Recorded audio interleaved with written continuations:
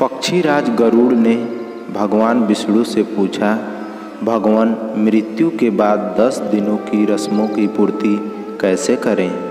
यदि पुत्र न हो तो कौन कर सकता है? तब भगवान विष्णु ने कहा, आंसू न बहाते हुए, क्योंकि पृथक आत्मा को वह सब कड़वे आंसू जो परिजनों की आंखों से गिरते हैं पीने पड़ते हैं।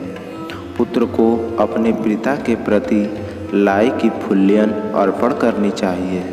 जो जन्म लेता है वह मरता भी अवश्य है।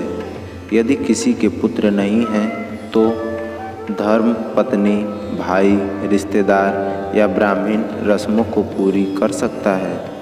मनु ने कहा है कि एक ही पिता से अनेक पुत्रों में यदि एक के ही पुत्र हैं तो वह सभी भाइयों का पुत्र माना जाता है।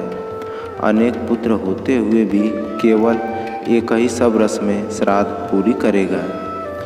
इन दिनों की रस्मों में किसी मंत्र का उच्चारण नहीं करना चाहिए। 10 दिनों की रस्में पुत्र को ही करनी चाहिए। यदि सबसे बड़ा पुत्र का मरण हो जाता है तो पिता जो अभी जीवित है मोहविवश रस्म को पूरी नहीं कर सकता। 10 दिन के श्राद्ध परिवार के नाम में होते हैं। यदि पिता की संपत्ति का बंटवारा हो चुका है तो 10 दिन की रस्में श्राद्ध एक ही पुत्र द्वारा होंगी, परंतु वार्षिक श्राद्ध सब भाई अलग अलग करेंगे।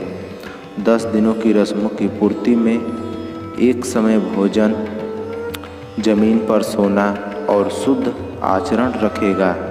किसी पवित्र जल स्थान, कुआं, तालाब, मंदिर इत्यादि जगह पर स्नान कोई मंत्र का जाप न करते हुए करने के बाद दक्षिण दिशा की ओर मुख करके किसी वृक्ष के नीचे गोबर से पोती हुई जमीन पर पूजा योग्य स्थान बनाकर दरबा और कुसा घास से बनी मृतक की प्रतिमा बनाकर पूजा करें।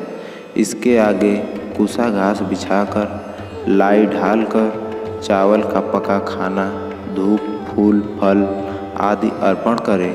इसी तरह 9 दिनों तक करते हुए 10वें दिन पूरी हजामत बनवाकर पीले वस्त्र धारण कर मासा के लड्डू और सामग्री के साथ पूजा करते हुए मुक्त आत्मा की शांति की प्रेरणा करें।